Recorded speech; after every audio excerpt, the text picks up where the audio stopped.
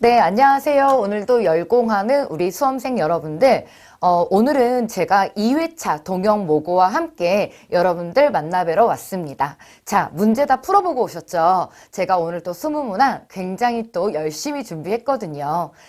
우리 1번부터 이렇게 한번 보실 텐데요. 저는 항상 이렇게 생각합니다. 우리가 어떤 한 개의 영역을 준비할 때 그 하나 영역만 이렇게 막 드립다 파고든다고 해서 그 영역이 끝나지는 게 아니잖아요. 지금 이 문항이 바로 그렇죠. 딱 겉으로만 보자면 밑줄 친 부분 바르게 쓰인 거, 이게 맞춤법인가? 뭐 띄어쓰기인가?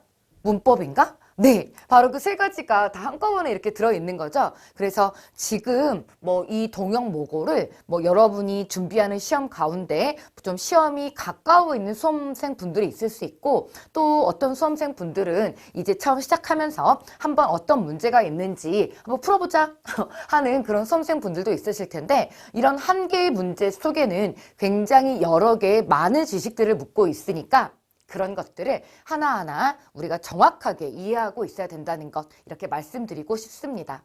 자, 그래서 지금 1번 문제에서는요, 우리가 첫 번째 포인트를 어디에 두셔야 되냐면은, 의존 명사라고 하는 이제 그 체험 중에서 가장 시험에 많이 나오는 부분이죠. 의존 명사 부분하고, 또 하나는 자, 이런 그 지금 단어 뒤에 이렇게 뭔가 이렇게 착 붙어 있잖아요. 그래서 접사, 이걸 구분할 수 있는 이런 문법 지식이 있어야 되고요. 또 하나는 맞춤법, 그리고 또 하나는 띄어쓰기까지 이렇게 지식들이 모여 있어야 풀릴 수 있는 문제 같습니다. 자, 먼저 의존 명사로서는 지금 굉장히 다 발음들이 비슷한데요. 체와 체를 구분해 보는 그런 부분이 있고요. 그 다음에 접사로는 째로 이렇게 정리해 볼 수 있겠습니다. 각기 뜻이 좀 달라요. 지금 의존 명사 체 같은 경우에는 지금 여기에 3번 답지 이렇게 있죠. 이미 있는 것, 이미 있는 상태 그대로 라고 하는 의미의 의존 명사 체이고요. 그 다음 어휘체 같은 경우는 나는 앉은 채로 잠이 들었다. 우선 이렇게 예문이 들어져 있는데요. 이건 그럴듯하게 꾸민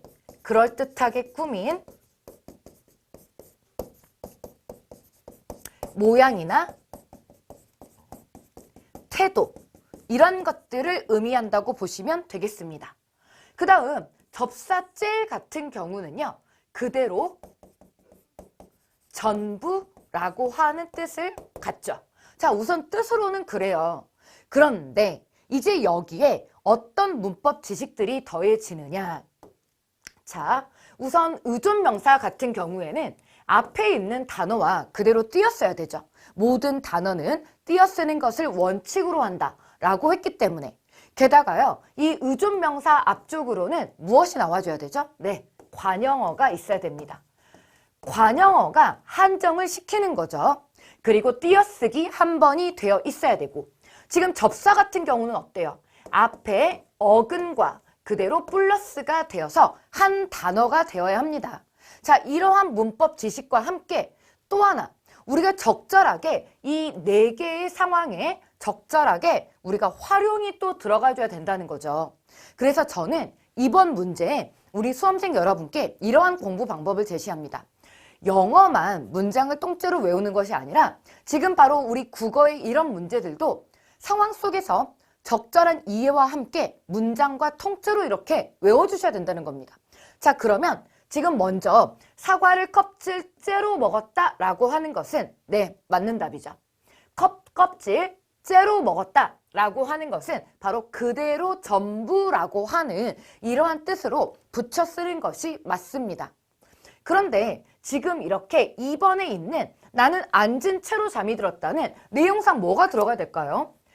만약에 어휘체가 들어간다면 모양이나 태도를 나타내는데, 모양이나 그럴듯하게 꾸며져 있는, 앉은 채로가 그럴듯하게 꾸며져 있는, 물론 설정상 그렇게 할 수도 있죠. 하지만 지금 문맥적 의미로 봤을 때 그런 의미가 아닌 것 같습니다.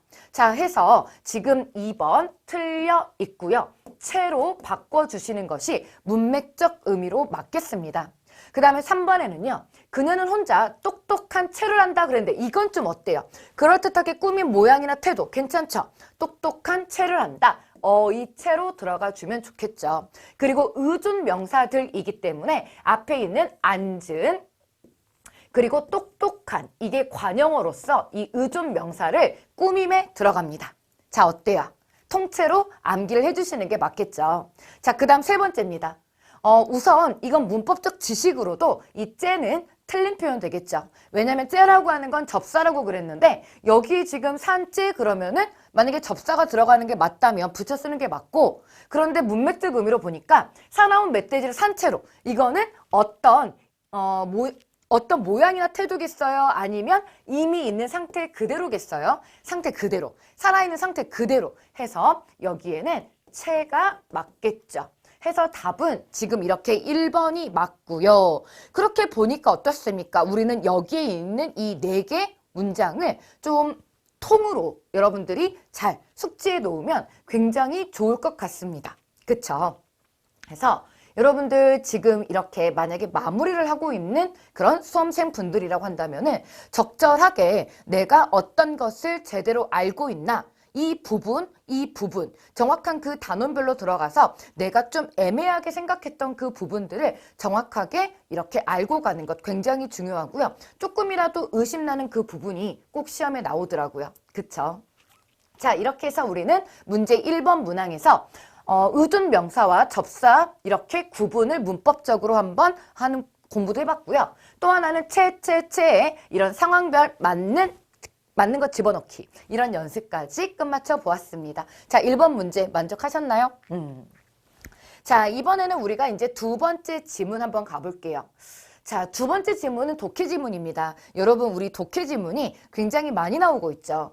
주로 이제 독해 지문에 많이 나오는, 비문학 독해 지문에 많이 나오는 유형은 가장 일반적인 것이 뭐예요? 뭐 논지 전개상의 특징, 그리고 주제 찾기, 뭐 부제나 그 표제나 부제 찾기, 혹은 세 번째 일치 불일치, 혹은 네 번째 순서 맞추기, 혹은 블랭크 뚫어놓고 추론하기 뭐 이런 유형들이 나오잖아요. 그런데 이러한 발문으로 나오면 우리가 빛의 속도로 가서 그 생각만 딱 할 텐데 약간 좀 발문의 형식이 달라져도 우리 수험생 여러분들이 조금 이렇게 애매하게 생각을 하시더라고요. 그런데 지금 보는 뭐 독자가 평가한 내용으로 적절하지 않은 것은 이라고 하는 발문을 제가 가져와 봤는데요. 지금 이런 발문의 유형을 푸실 때는 일치 문제 당연 들어가죠. 그 내용이 이 내용과 맞아야 됩니다. 그리고 또 하나는 추론도 함께 들어간다는 것. 그런데 우리 수험생 여러분들 그거 알죠? 추론은 우리 머릿속 생각 혹은 외부에 있는 그거 맞는 내용이라고 하는 것으로 풀고 들어가는 것이 아니라 지문 속에서 근거를 준 걸 바탕으로 추론에 들어가야 된다는 겁니다. 그쵸? 해서 우리가 이번 문제를 통해서 바로 그런 것도 다시 한번 정확하게 익힐 수 있으면 좋겠고요. 또 하나는 제가 이 문제를 준비하면서는 우리가 요즘 또 스멀스멀 등장하고 있는 게 바로 이 오류 문제잖아요. 그래서 먼저 여러분들 지문으로 오류 문제를 여러분들께 이렇게 보이려고 가져왔습니다. 이 오류 문제는요. 조금 이따 본문을 보시면 알겠지만 사실 그 오류의 이름들 있죠. 그 오류 이름들의 내용이 사실 그대로 그 오류의 내용입니다. 그런데 그 내용이 맞긴 맞는데 다만 한번 그 문제를 그런 문제 유형을 다뤄봤냐 안 다뤄봤냐 라고 하는 거잖아요. 그래서 이렇게 제가 지문으로 독해식으로도 풀어보고 또 다음번에는 그 오류 문제 유형의 정확한 어떤 하나의 문법적 문제로도 제가 이렇게 가져올 수 있도록 하겠습니다. 오늘은 이렇게 독해 지문으로 먼저 한번 만나보자고요.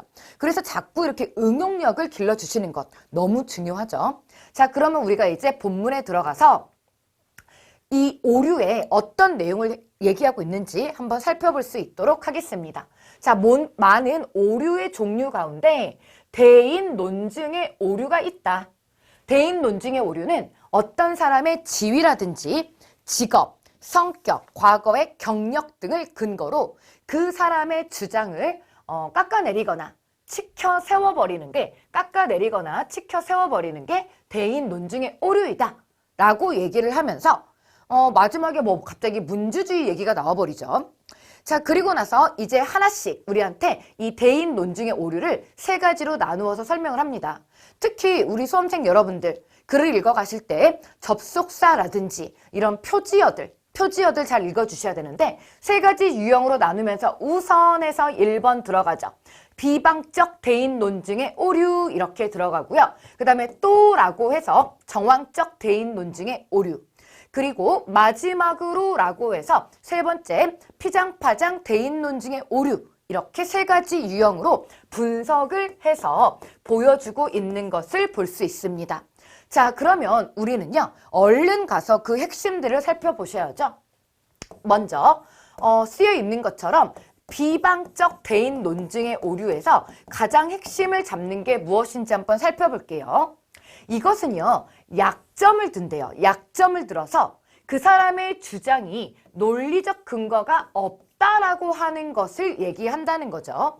예전에 뇌물수수 혐의로 조사를 받은 사람의 주장이니까 라고 하면서 자, 두 번째, 정황적 대인 논증의 오류라고 하는 것은 정황적 대인 논증의 오류는 주장을 하는 사람의 이러한 상황에 비추어 보아서 그 사람이 아마 다른 속셈이 있어서 그런 주장을 하는 거야.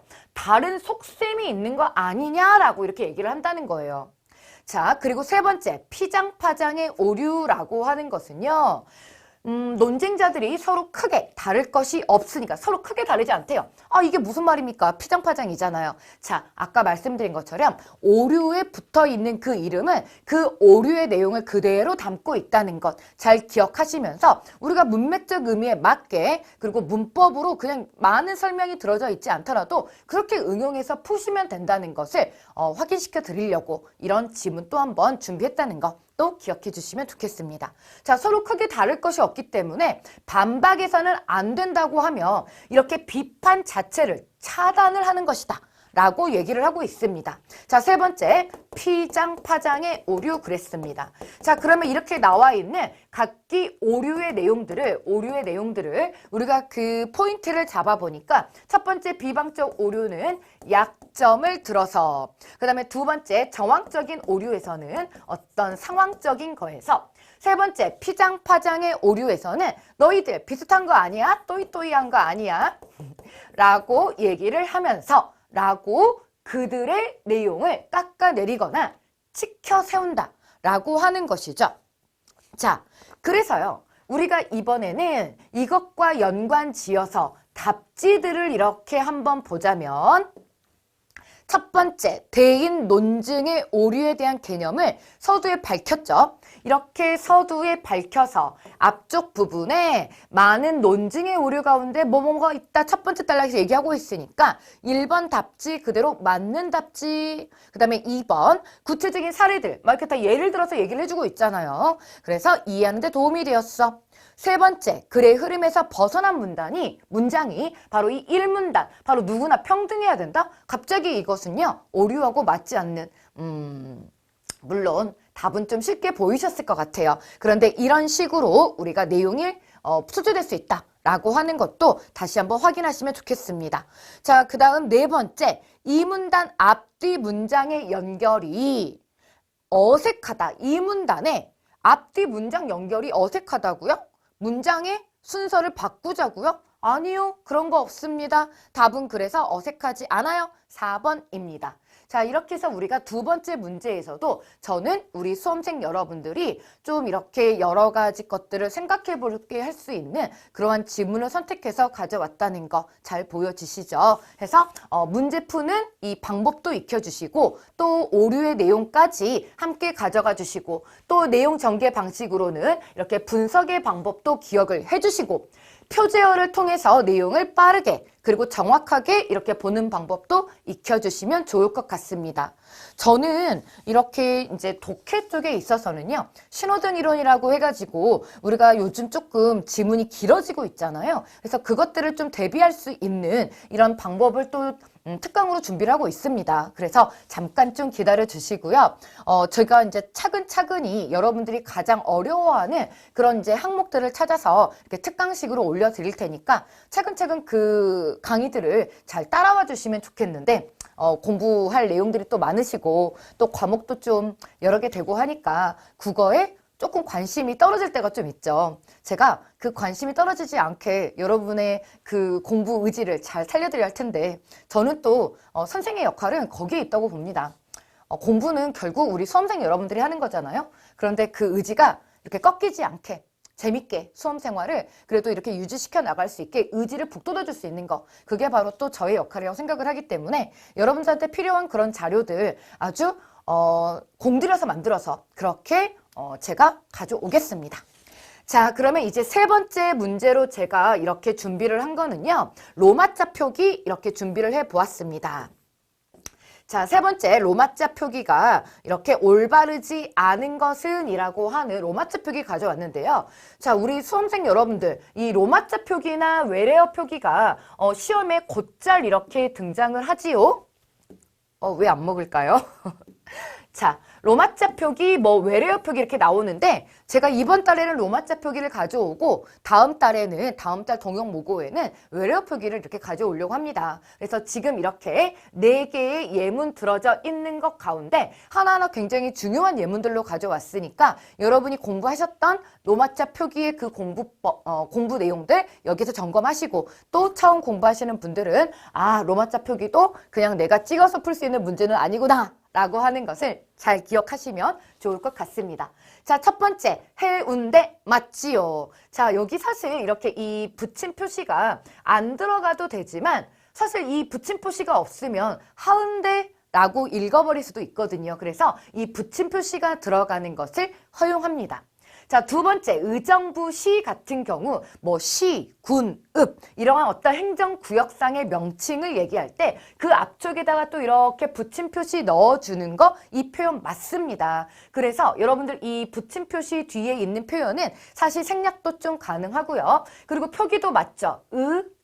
부시 해서 사실 우리 그 수험생 여러분들이 로마자 표기나 외래어 표기 같은 경우는요, 기출 문제를 통해서 기출에 이렇게 출제가 되었던 그 예문들을 정확하게 알고 가는 것이 사실 외래어나 로마자 표기법을 공부하는 데는 가장 정확한 방법이죠. 그쵸? 근데 이제 최근에 2017년에 좀 개정된 이런 내용이 있기 때문에 혼자 그동안 이제 그 기존에 나왔던 그 기출 문제들을 공부하는데 조금 헷갈리실 것 같기는 해요. 그래서 제가 가장 이제 좀 최신의 이런 좀 업그레이드 된 이런 동영상으로 여러분들께 그런 개정된 사실들을 다 알려드릴 테니까 그 부분도 염려하지 않으시면 될 것 같습니다. 자, 그래서 이렇게 의정부시까지 이렇게 잘 쓰여 있고요. 세 번째 삼중명 같은 경우에는 왜 틀렸을까요? 뒤에 붙임 표시 뒤에 맞아요. 그런데 우리가 여기서 조심해야 될 부분 중에 하나가 바로 뭐냐면 이렇게 붙임 표시가 이렇게 있잖아요.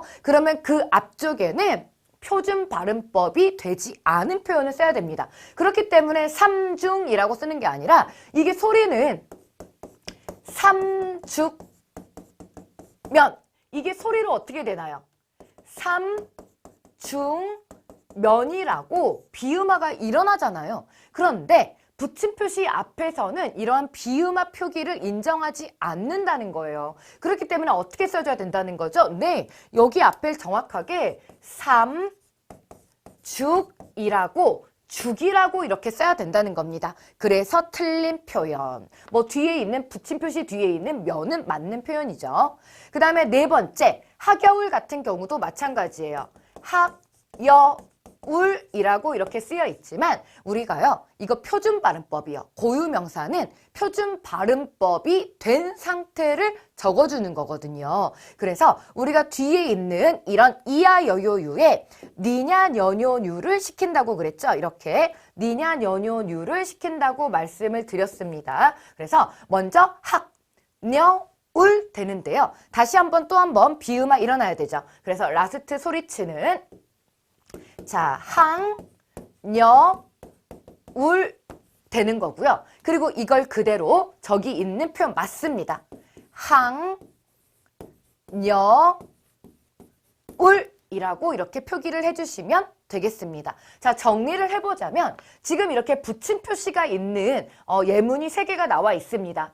해운대 같은 경우는 지금 붙임 표시가 있는 것을 허용하는 거고요. 원칙으로는 없는 게 원칙이죠. 자, 표기 맞고요. 두 번째 의정부시 같은 경우도요. 그냥 의정부까지만 써도 됩니다. 그리고 만약에 붙임 표시에서 쓰는 이 시, 군, 구가 있으면 정확하게 그것을 붙임 표시 뒤에 밝혀 적어주시면 되고요. 세 번째, 이 표현이 틀린 이유는 이렇게 면이라고 하는 붙임 표시 앞쪽으로는 표준 발음법이 일어나지 않은 표기로 이렇게 써주셔야 된다는 거죠. 그래서 그대로 고친 표현은 바로 이 삼죽이 되겠습니다.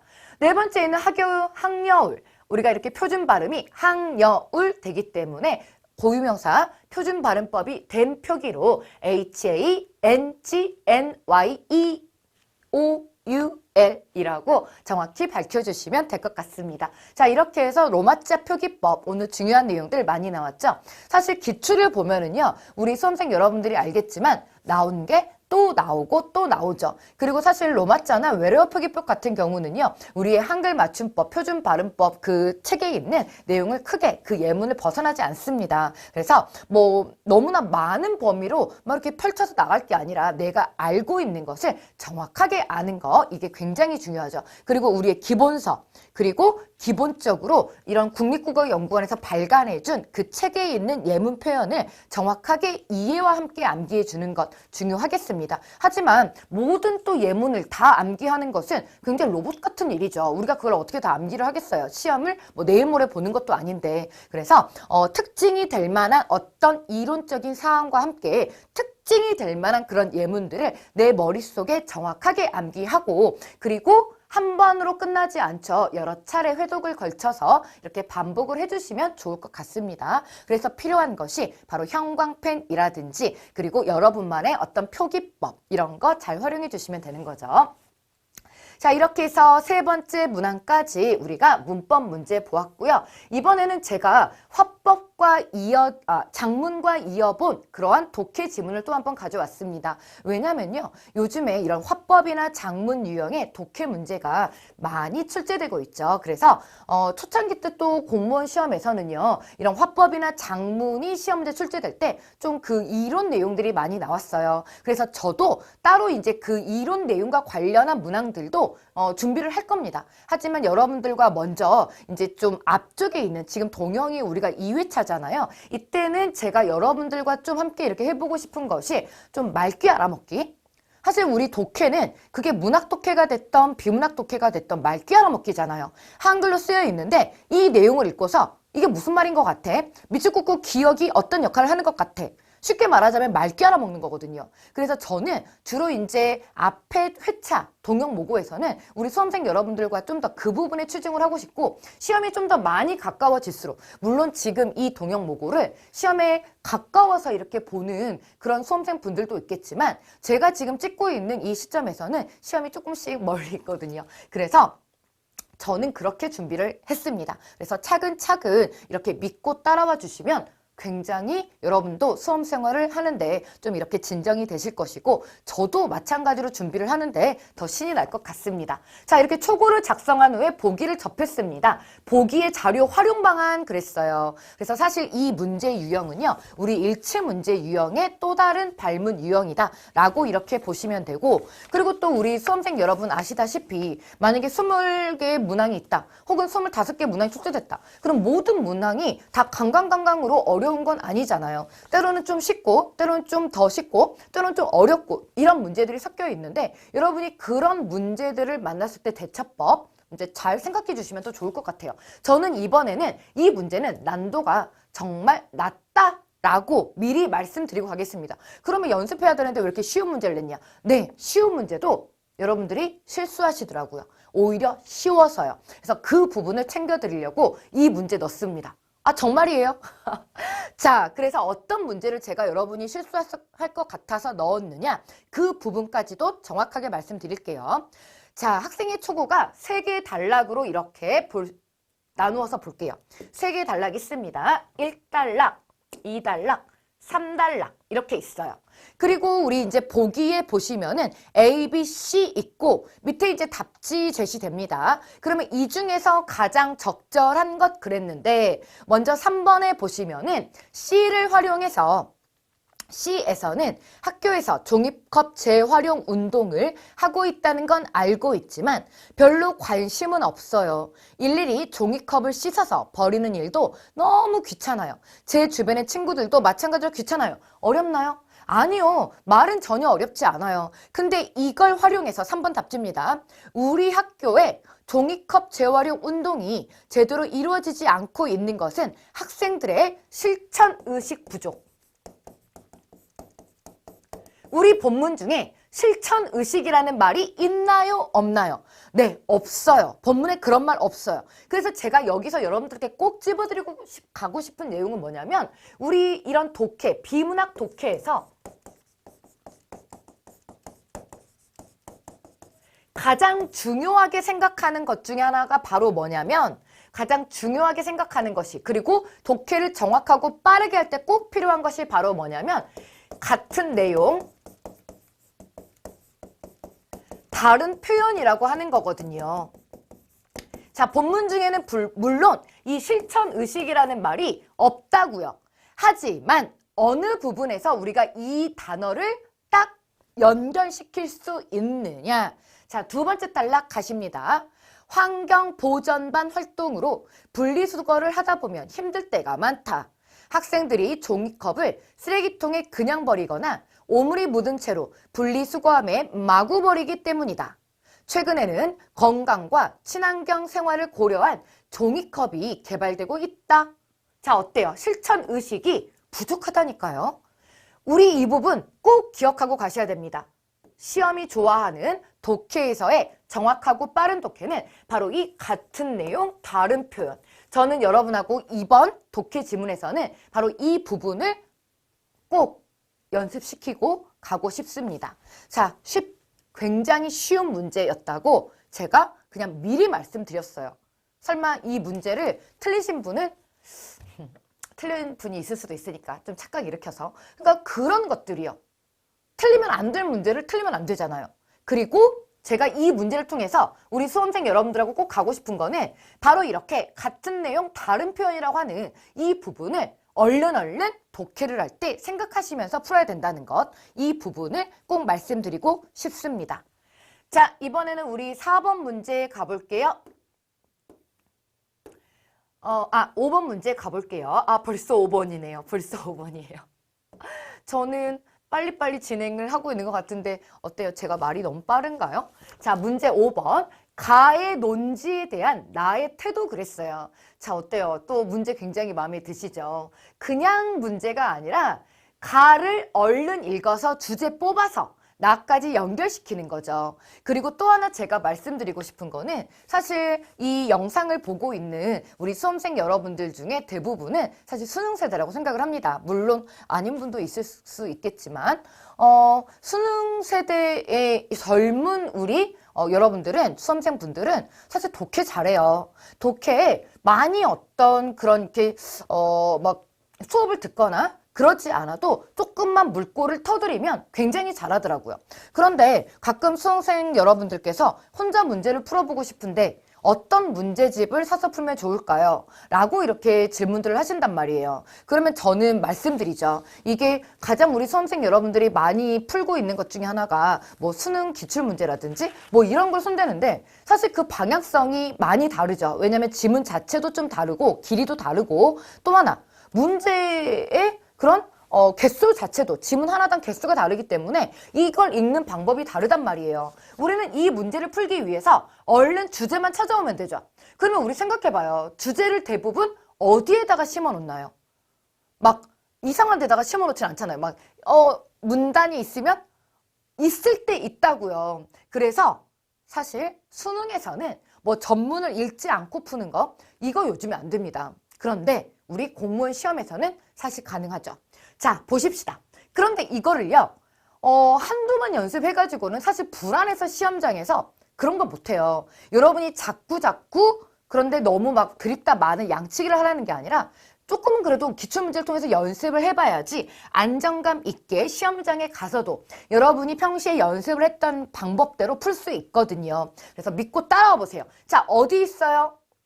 언어와 사고의 관계를 연구한 사피어에 의하면 쭉쭉쭉 내려가 보니까 우리는 언어를 매개로 해서 생각하고 살고 있고 언어가 누출시켜 분출시켜 놓은 세계를 보고 듣고 경험하고 자, 굉장히 언어가 중요하다라고 얘기하죠. 네, 맞습니다. 첫 부분에서 뭔가 계속해서 개별 사실들을 얘기하는 거 있는 것 같으면 얼른 아래쪽 가보세요. 아니나 다를까 아래쪽에 바로 주제 이렇게 보여주고 있잖아요. 언어가 사고를 결정한다. 여러분이 글을 쓸 때를 생각해봐요. 어디에다가 주제를 놓고 가나 맨 첫 부분에 놓거나 맨 끝에 놓거나 앞뒤로 놓거나 이런 식이잖아요. 그리고 이제 그런 것들을 도와주는 게 바로 접속사, 표지어 이런 것들이라고 그랬죠. 아무튼 첫 번째 가의 논지는 언어가 사고를 결정한다 라고 하는 거예요. 그러면 이것에 대한 나의 태도는 어떤 태도일까요? 나도 같은 방법으로 얼른 그 주제에 있는 부분 찾아주시면 됩니다. 이러한 경우들을 볼 때 인간의 사고가 언어에 의해서 많은 제약을 받고 있는 것은 사실이지만 자, 여기 부분까지는 어때요? 앞에 있는 가의 논지 그대로 따르고 있죠. 하지만 이 멋멋지만이 중요한 거 아닙니까? 멋멋지만. 나 일찍 일어났지만 지각했다? 하고 싶은 말은 뒤쪽에 있는 거죠. 네, 여기도 마찬가지예요. 하고 싶은 말이 뒤쪽에 있죠. 그 점이 얼마나 중요한지는 확실히 알 수 없다. 한마디로 언어만이 사고를 결정하는 것이 아니다라고 하는 그런 요지 아니겠습니까? 그런 태도 아니겠습니까? 자, 해서 여러분 시간 부족하지 않아요. 지문 길어지지만 그 문제에 맞춰서 우리가 지문의 중요한 부분, 읽어낼 부분은 읽어낼 수만 있다면 국어 시험이요. 절대 시간 부족하지 않습니다. 드립다 다 읽어야 된다라고 생각하기 때문이죠. 수능을 공부하는 방법하고는 굉장히 다릅니다. 지문에 하나, 많게는 물어보면 2개 이렇게 물어보거든요. 자, 그렇다면 우리가 여기 바르게 설명한 것 답지 바로 1번에 있네요.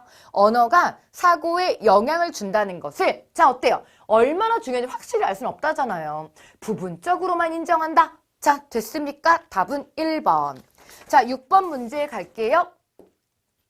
6번의 문항에서는 자 보기는 이 글을 쓰기 위해서 떠올린 생각이다. 기억부터 리을에 반영된 생각은 또 다른 발문의 유형이죠. 네, 일치문항입니다. 해서 지금 4개 단락 있어요. 노키즈 존이라고 하는 핵심어에 관련된 내용입니다.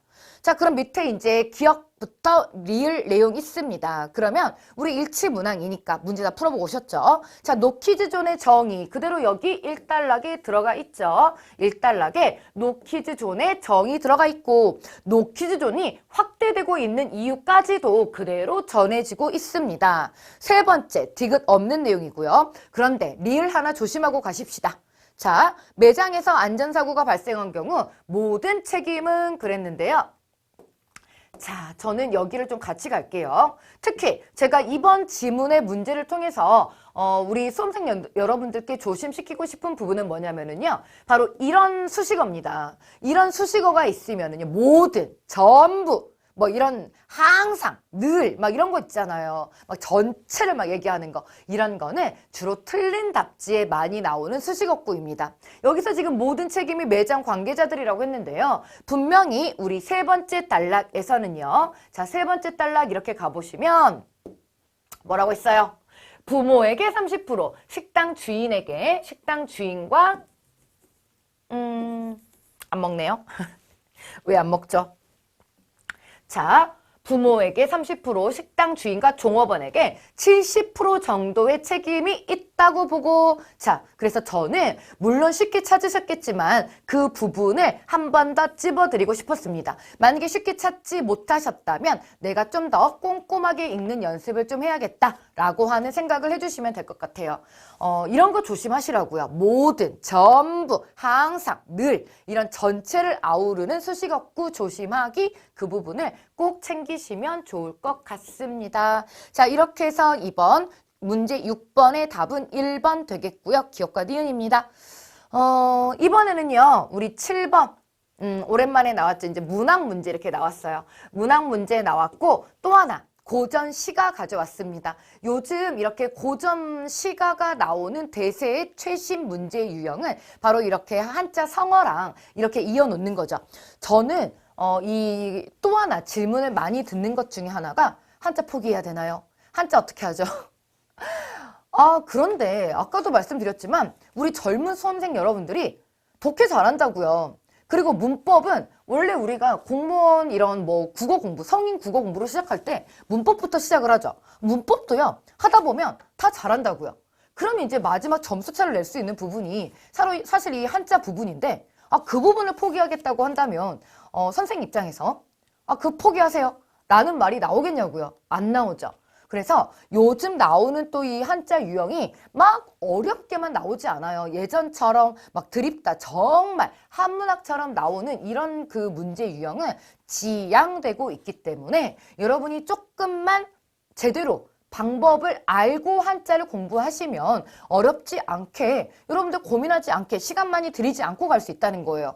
게다가 뭐 이게 따로따로 뭐 한자 공부 따로 뭐 따로 이렇게 공부하려다 보니까 시간이 많이 걸리는 거지, 여러분이 그 안에서 어우러지는 공부를 할 생각을 왜 못 하시는지요. 또 그거는 선생님의 하나의 방법이기도 하겠죠. 어떤 식으로 그 수험 기간에 여러분들하고 함께 할 때 그 국어 공부를 끌어가는지 하나의 방법일 텐데요. 우선은 저도 여러분들과 한자로 만나는 거는 한자 성어와 속담을 이어놓은 그런 특강편 준비를 해 놓았습니다. 이유는 뭐냐면요, 여러분들이 이 한자와 속담을 이어놓은 그러한 문제가 또 출제가 됐었고요. 또 제가 뒤쪽 편에 그러한 문제를 2개 정도 또 이렇게 준비를 해 놓았습니다. 한자는요, 나옵니다. 그렇기 때문에 포기하면 안 되고요. 한자 성어 어떻게 공부할 것인지 그 부분을 고민을 할 것이지, 내가 한자를 포기해야겠다 이 부분을 고민하면 시간 낭비, 정말 시간 낭비. 자, 그럼 우리 첫 번째, 가나 다에 나타난 상황을 한자 성어로 나타낼 때 가장 적절한 것, 정약용의 탐진촌초뇨라고 하는 한시부터 들어가 보겠습니다. 새로 짜낸 무명이 눈결 같이 고왔는데 라고 하면서, 새로 짜낸 무명이 어떤 색깔을 가지고 있는지, 자, 어떤 색깔을 가지고 있고 어떠한 속성을 가지고 있는지를 뭐뭐처럼 뭐뭐 같이라고 하는 지규법을 통해서 얘기를 하고 있습니다. 하얀 무명, 이방줄돈이라고 그 예쁜 것을 황두가 뺏어가 버렸대요. 황두는 지방 관아 생각해 주시면 됩니다. 누전 세금의 독촉이 성화같이 급하구나. 빨리 세금을 내라고 막 야단 법석인가 봐요. 3월 중순에 세곡선이 서울로 떠난다고 라고 이렇게 도치까지 시켜서 강조를 하고 있죠. 한마디로 여기는 뭐예요? 우리 평민들 애써 일해 놓은 것을 다 뭘로 바쳐야 돼요? 세금으로 바쳐야 된대요. 그런데 우리 평민들이 먹고 살 걸 남겨두고 가면 좋겠는데 맨날 세금을 독촉한다는 거는, 왜 세금을 독촉하겠어요? 못 내고 있으니까 독촉하겠죠. 그리고 다 뺏어가 버리면 뭘 먹고 사냐고요. 그러면 이런 상황을 나타내 볼 수 있는 한자말, 뭔가 가혹한 정치, 뭔가 1번에서 보이기 시작하는데요. 자, 탐진초녀의 탐진이라고 하는 것은 그 정약용이 유배를 했던 전라도 강진의 옛 이름입니다. 자, 2번째, 정극인의 상충국으로 한번 가볼 텐데요. 우리 고등학교 때부터 많이 보셨죠? 정극인의 상충국 같은 경우는 조선 초기에 우리나라 최초의 가사 작품이고 이미 기출도 된 작품이기 때문에 여러 차례 우리 수험생 분들이 이제 공부를 해보신 수험생 분들이라면 많이 알고 있는 그런 부분입니다. 자, 공명도 날 끼우고 부기도 날 끼우니, 부기 공명이 날 끼운다 라고 하는 것은 사실 내가 부기 공명을 꺼리는데 그것들이 나를 꺼린다 라고 이렇게 얘기를 하고 있기 때문에, 이런 상황은 우리가 주객전도라고 얘기를 할 수 있죠. 주인과 객이 바뀐 표현. 부기 공명이 나를 꺼린다. 청풍명월 외에, 청풍명월 밖에 어떤 친구가 있겠는가? 나는 청풍명월만이 친구다 라고 하는 서리법으로 또다시 강조하고 있고요. 자, 여기서 말하는 이 청풍명월이라고 하는 것은 맑은 바람, 밝은 달, 한마디로 자연을 의미하는 표현이라고 보시면 되겠고요. 나는 자연만 있으면 돼 라고 얘기하죠. 사실 현대시와 고전시의 가장 큰 차이라고 한다면요, 고전시에서는요 굉장히 많은 분량이 이 자연을 예찬하고 자연을 통해서 무언가를 배우고 자연을 통해서 무언가를 얘기하려고 하는 이런 그 시들이 굉장히 많잖아요. 이유가 뭐겠어요? 지금도 물론 우리는 자연이 이렇게 조금만 나가면, 도시에서 조금만 나가면 자연이지만 그때 당시에는요 정말 자연과 함께하는 삶이었잖아요. 그러니까요 이 자연 얘기가 빠지질 않습니다. 그런데 더더욱이나 이렇게 좀 정극인과 같은 사람은 아예 시골로 내려가서 난 자연과 함께 살 거야 라고 한 거잖아요. 자, 단표누왕의 헛된 생각을 아니하네. 여러분 단표누왕이라고 하는 거는요. 일단사, 일표음, 일단사, 일표음의 줄임 표현인데요. 한 소쿠리의 밥, 한 표주박의 물이라고 해서 소박한 음식을 나타내고, 두 번째, 누왕이라고 하는 것도 많이 들어보셨죠? 이것도 우리 수험생 여러분들이 많이 들어보셨을 가사 제목인데요. 박인노의 누왕사라고요. 이 누왕이라고 하는 것은 누추한 거리를 나타내죠. 한마디로 단사표은 그러면 소박한 생활, 뭐 이렇게 보시면 되겠습니다. 단표 누왕 그러면 소박한 생활 이렇게 보시면 되겠죠. 소박한 생활 이렇게 보시면 되겠습니다. 소박한 생활 밖에 헛된 생각을 아니한다. 아무타 백년행락이 이만하면 어떻겠어? 다시 한번 서리법. 나는 이렇게 자연 속에서 이렇게 살 거야. 소박하게 살 거야. 라고 얘기를 하고 있네요. 네, 맞습니다. 그래서 안빈낙도. 가난하지만 그 안에서 즐거움을 도를 닦아가는 이러한 생활 자세. 자, 그 다음 세 번째. 여러분 우리 1번 답지 이렇게 보시면 첫 번째 가렴주구, 두 번째 안빈낙도, 세 번째 풍수지탄 이렇게 있는데요. 자, 우리 한자 한번 확인을 해볼까요? 자, 이렇게 제시하고 있는데 지금 첫 번째에 있는 가렴주구 같은 경우 그대로 가혹한 정치, 안빈낙도 가난하지만 그 안에서 즐거움을 찾는 것. 세 번째, 저는 여기는 좀 한꺼번에 이렇게 우리 수험생 여러분들하고 같이 갈게요. 같이 좀 가볼게요. 탄탄탄 시리즈입니다. 그래서 오늘 저랑 이 4개 가장 중요하게 많이 나오는 탄탄탄 시리즈 4개 클리어하고 가겠습니다. 첫 번째 풍수지탄 같은 경우는요. 무얼 탄식합니까? 효를 하려고 보니까 이미 부모님이 돌아가시고 안 계신데요. 효를 다하지 못한 것에 대한 한탄. 두 번째 맥수지탄은요. 망한 나라에 대한 한탄입니다. 나라에 대한 한탄. 세 번째, 망양지탄은요. 양이 길을 잃은 것을 한탄. 왜요? 학문의 어려움을 얘기하는 표현인데요. 학문을 하려고 보니까 너무 갈래가 많고 학문이 하면 할수록 어렵죠. 그래서 학문의 어려움을 한탄. 만시지탄의 만자는 늦은 만자입니다. 때가 늦은 것을 한탄. 자, 해서 4개의 탄탄탄 시리즈. 효를 다하지 못함. 나라가 망했음, 학문의 어려움, 그리고 때가 늦었음 이런 것을 한탄하는 표현들. 답은 우선 우리 여기 이렇게 1번으로 볼 수 있겠고요. 2번부터 있는 2번의 명제경각이라고 하는 표현은요. 숨이 곧 끊어질 것 같은 지경이죠. 숨이 곧 끊어질 것 같은 지경, 명제경각.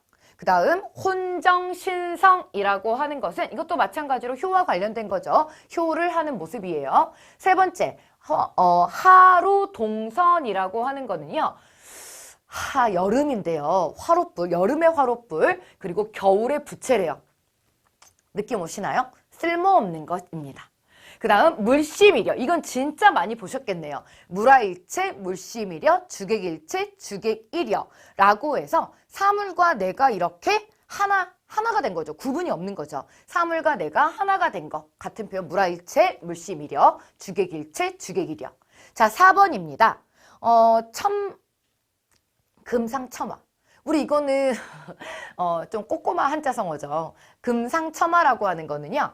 좋은 거 위에 더 좋은 걸 더해주는 거. 좋네요. 좋은 거 위에 더 좋은 걸 더해지는 거. 자, 그리고 나와 있는 고림무원이라고 하는 것은요. 좀 구분해서 이거 하나 봐야 될 것 같아요. 홀홀단신이라고 하는 것과 지금 이 고림무원은요. 조금 그 내용상 차이가 있다라고 이렇게 보시면 될 것 같은데요. 호룰단신 같은 경우는 내가 혼자인 몸이야. 그 어떤 혼자인 몸 자체를 이렇게 강조하는 거라고 한다면 고림무원은 내가 이렇게 혼자인 상태야 라고 하는 상태를 강조해주는 뭐 결과적으로 보자면 뭐 비슷비슷한 내용이긴 하지만 난 이렇게 외로운 사람이야 라고 하는 어떤 그런 것 자체를 이렇게 강조해주는 표현. 고림무원이다. 나는 지금 완전 그 혼자 고독한 상태야 라고 하는 것을 강조해주는, 조금 약간 그래도 뉘앙스 차이가 있으니까 좀 정확하게 이렇게 알아두시는 것도 좋을 것 같습니다.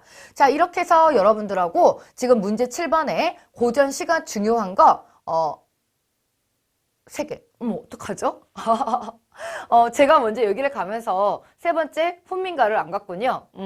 그런데 뭐 정말 죄송하긴 하지만 훈민가 백성을 가르치는 노래. 근데 여기는요 사실 굉장히 쉽죠. 어버이 살아실제, 어버이 살아실제, 섬기기를 다하라. 말 다 나와버렸잖아요. 효를 다하지 못한 거에 대한 한탄, 풍수지탄 그대로 맞죠. 에이, 애교로 봐주세요. 어버이 살아실제, 섬기기를 다하라.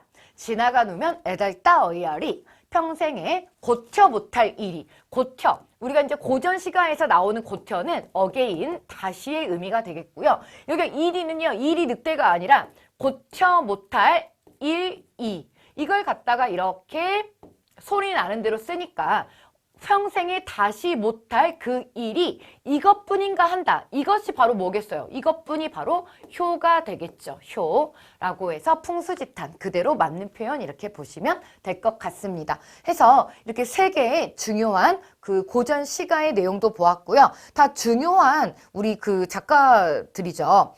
정약용, 정국인, 정철. 작품 자체도 이미 다 중요한 작품들이니까 우리 수험생 여러분들이 이번 그 문제와 함께 다시 한번 이렇게 잘 챙겨 두셨으면 하는 그런 내용들이 있고요.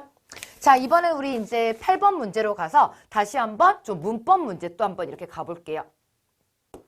자, 8번 문법 문제에서는 제가 표준 발음법 문제를 좀 가져왔습니다. 표준 발음법 문제를 그냥 좀 단순하게 가져오지 않고 또 이것도 여러분들 전체적으로 그동안 공부했던 거 많이 응용해 보시라고 함께 좀 플러스 알파 시킨 문제를 좀 가져와 봤는데, 자, 하나하나 또 한번 가볼게요. 첫 번째, 우리 이거 어떻게 발음합니까? 자, 여기 뒤에 있는 발음들 다 맞아요. 첫 번째, 기억에 있는 이 치읓이, 기억에 있는 치읓이 디귿으로 이렇게 바뀌는 거는 자꾸 이게 안 먹죠. 속상합니다.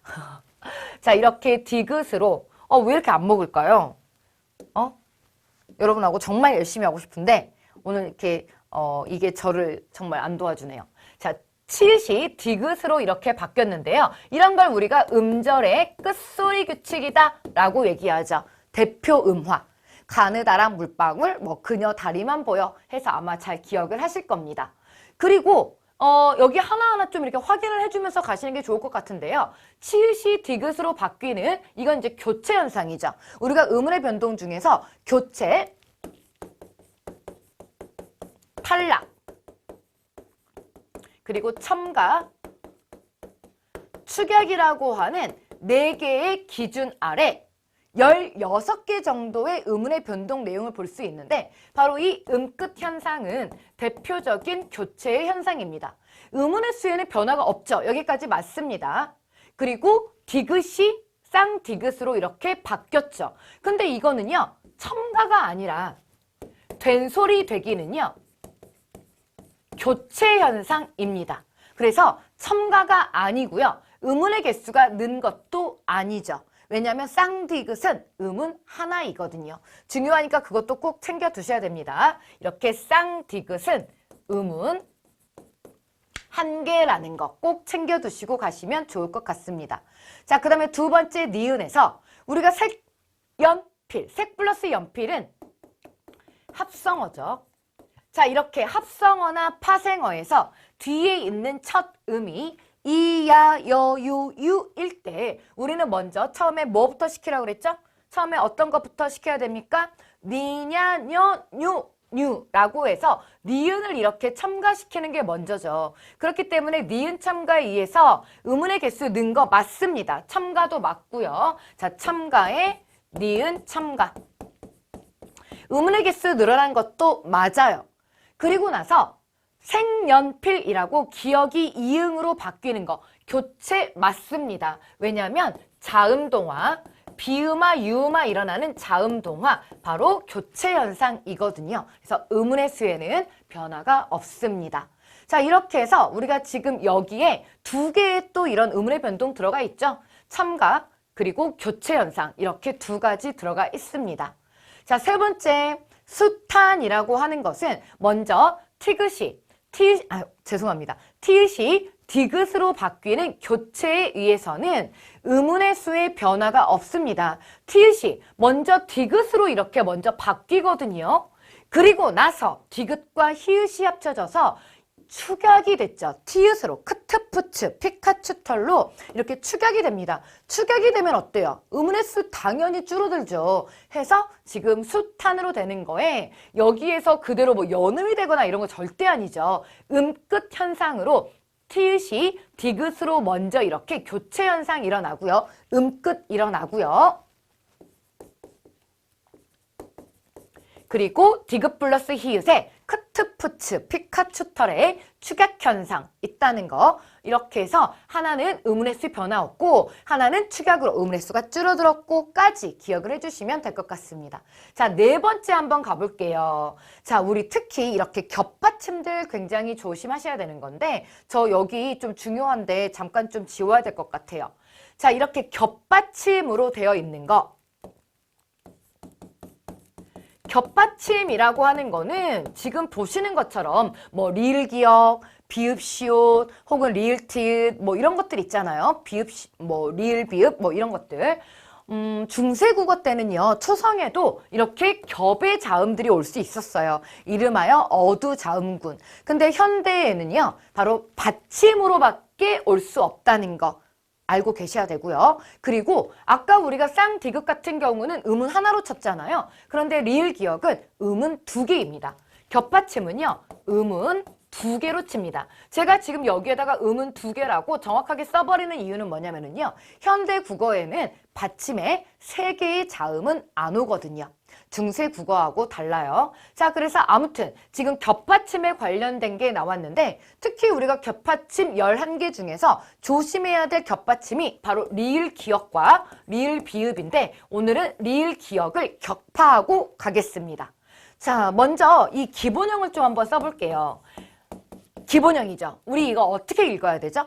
읽으라 그러면은 다 알면서 약간 좀 멈칫멈칫 하십니다. 여러분 우리 리을 기역이 쓰여있는 받침의 가장 기본이 치킨, 닭이잖아요. 네, 맞습니다. 이거 리을 떨어뜨리시고 탈락 현상이죠. 떨어뜨리고 읽다라고 이렇게 읽어주셔야 되거든요. 읽다라고 읽어주시는 거예요.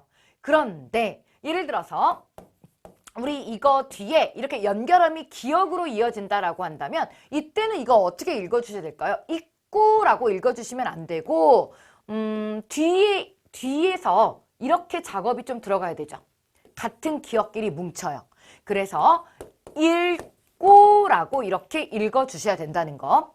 그런데 예를 들어서요. 자, 아까 우리가 말씀드렸다. 맛있는 닭으로 한번 가볼게요.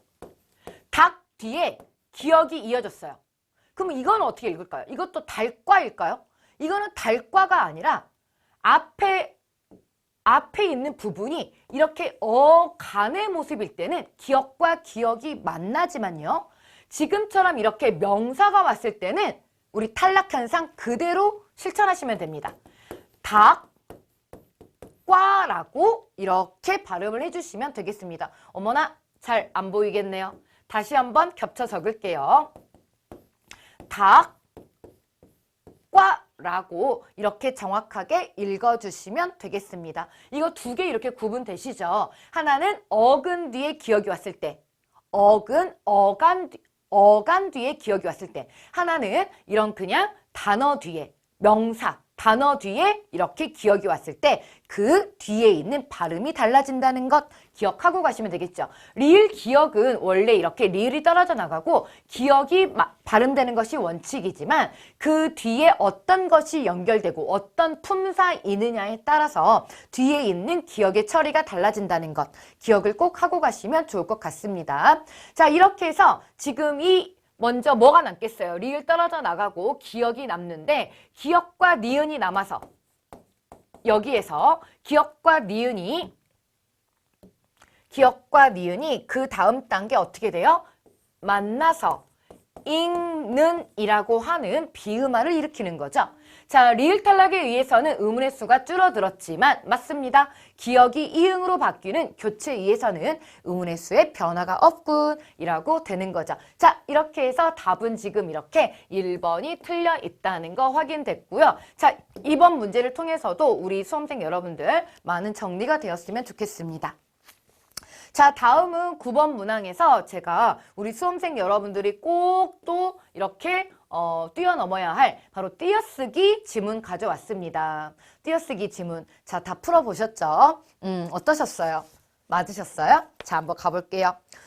띄어쓰기의 첫 번째. 와, 딱 보니까 우리가 여기도 이제 좀 문제를 풀어보셨다 하는 수험생 여러분들은 뭔가 포인트가 잡힐 거예요. 아, 이 부분이 물어보는 것 같은데 애매하다. 이런 걸 거고, 혹은 아예 이제 띄어쓰기에 좀 이렇게 분들은 어느 부분이 띄어쓰기를 요하는지 이것도 좀 막 헷갈리겠죠. 자, 먼저 처음 우리가 딱 포인트를 잡아야 되는 부분은 바로 1번 답지에서는 이 만이라고 하는 부분, 2번 답지에서는 대로, 3번 답지에서는 한 번, 4번 답지에서는 이 만이라고 하는 이쪽 부분, 그리고 지라고 하는 부분을 생각하시면 될 것 같습니다. 자, 그래서 여기에 있는 이 4개 지문에서 또 우리는 많은 것, 또 기출이 많이 됐던 그런 예문들이기 때문에 우리가 또 여기에서 잡을 건 잡고 정확하게 이해하고 암기할 거 암기하고 가겠습니다.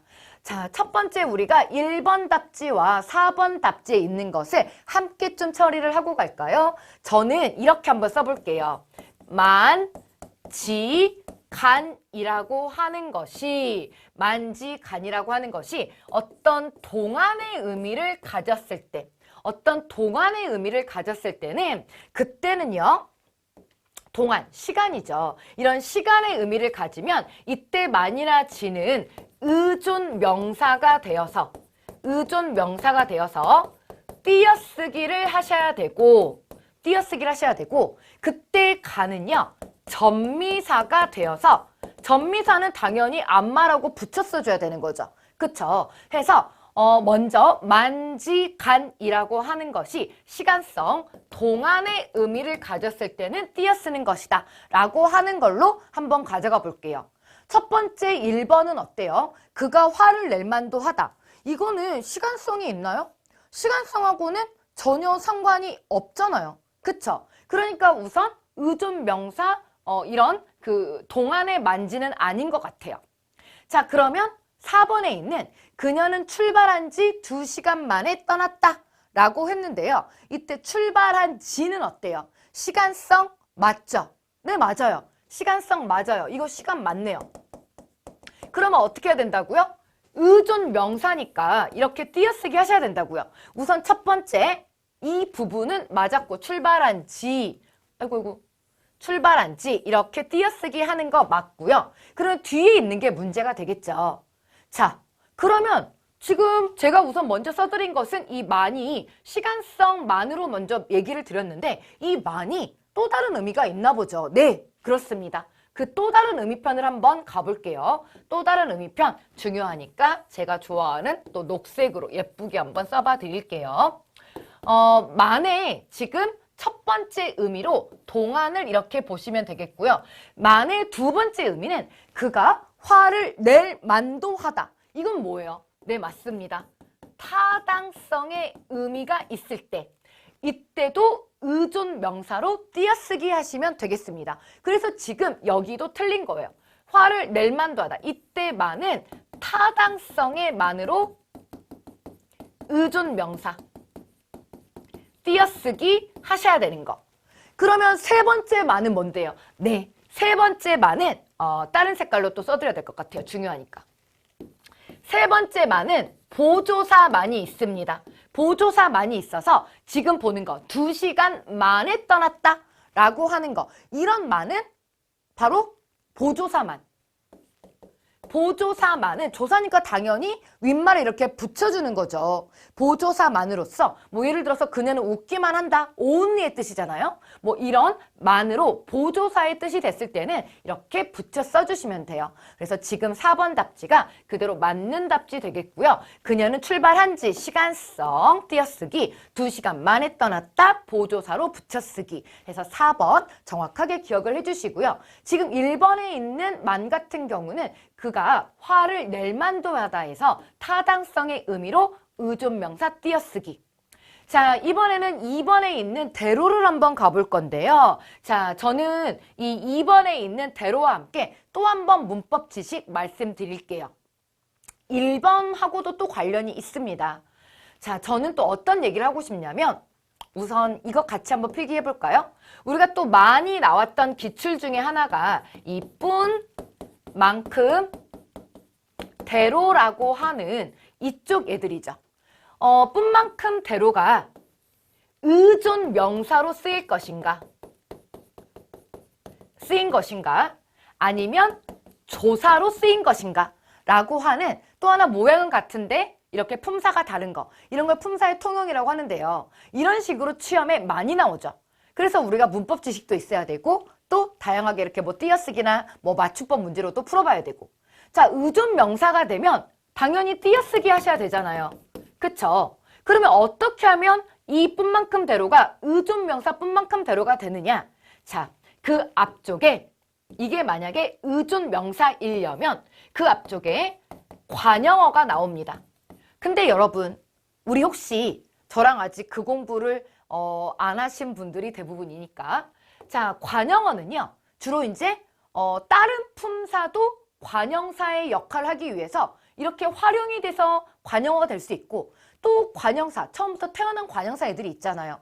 근데 처음부터 관형사로 태어나지 않은 아이들은 동사, 형용사, 뭐 서술격 조사 이다 이렇게 활용할 수 있는 애들이 이렇게 되면 이것만 붙이면 관형어가 될 수 있는데 바로 관형사형 전성어미 는, 느, 르, 던을 붙인다는 거죠. 그쵸? 이 모양을 취하고 있다는 거잖아요. 자, 지금 예문에서 여기 이렇게 보시는 것처럼 는느르던이요. 여기 이렇게 리을 있죠? 그러니까 지금 이 낼만도는 당연히 또 띄었어야 했던 게 앞에 이 낼이 관형어거든요. 그리고 이 낼 뒤에 만. 앞이 어미로 끝났는데 거기 뒤에 이렇게 조사가 붙는 것이 어색하죠. 그래서 그가 화를 낼 띄고만도 하다. 이렇게 띄어써 주는 것이 일종의 이제 또 이러한 문법 지식이 있다면 또 한 번 걸러졌을 것이고요. 자, 그렇다면 이번에는 이 뿐만큼 대로가 어떤 조사로 이렇게 쓰일 때는 이 뿐만큼 대로 앞이나 뒤에 어떤 것들이 있어야 될까? 자, 그때는 뿐만큼 대로 앞쪽으로 체언이 있으면 되겠습니다. 뿐만큼 대로가 만약에 이렇게 조사로 쓰인 경우다 라고 한다면 그 앞쪽에 체언이 있다는 거예요. 예를 들어서 지금 지희라고 하는 것은 명사니까 체언이죠.